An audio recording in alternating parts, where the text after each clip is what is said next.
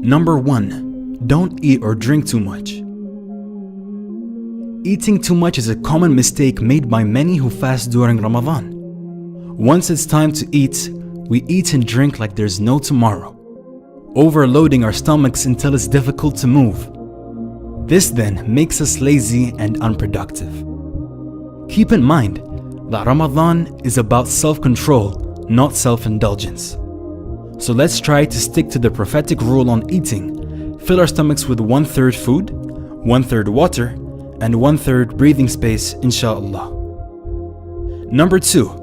Give daily charity. The Prophet Muhammad, peace and blessings be upon him, was always generous, but even more so during the month of Ramadan.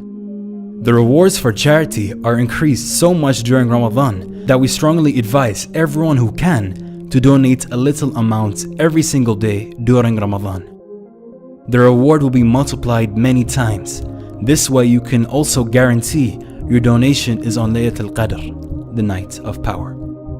A person who donates only 10 pounds on Laylatul Qadr will have the reward of donating 300,000 pounds of charity. Subhanallah, don't miss out. Number 3. Pray 5 times a day. During the month of Ramadan, you will find the masjids completely packed out during Taraweeh prayers, which is amazing. But then, during the 5 daily prayers, you will notice the masjids are nowhere near as packed. Unfortunately, many people have mixed up their priorities. The fardh, obligatory 5 daily prayers, have been put below the sunnah, Taraweeh prayers. Although nobody can deny the importance of the Taraweeh prayers, which comes with an abundance of rewards and blessings, the 5 daily prayers will always be greater and above all the sunnah or optional prayers. So please do not neglect your obligations this month. Number 4. Month of the Quran. During Ramadan, many Muslims try to finish the Quran as fast as possible. Some people finish reciting it 2, 3, or even 5 times. Subhanallah, as though it's a speeding competition. It is recited without any understanding or contemplation.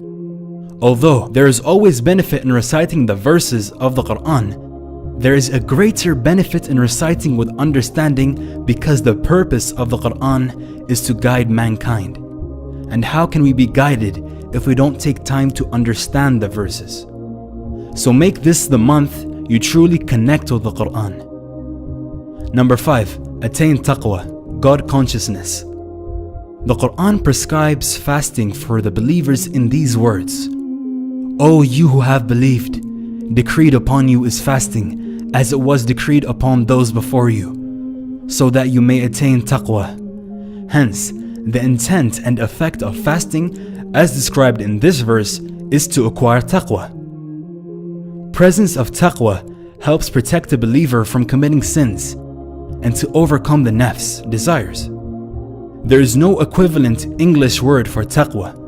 In Islamic terminology, taqwa refers to a state of consciousness where one constantly feels the presence of his Creator, obeys his commands to attain his pleasure, and avoids disobedience to him, not only out of his fear, but also for the love of him.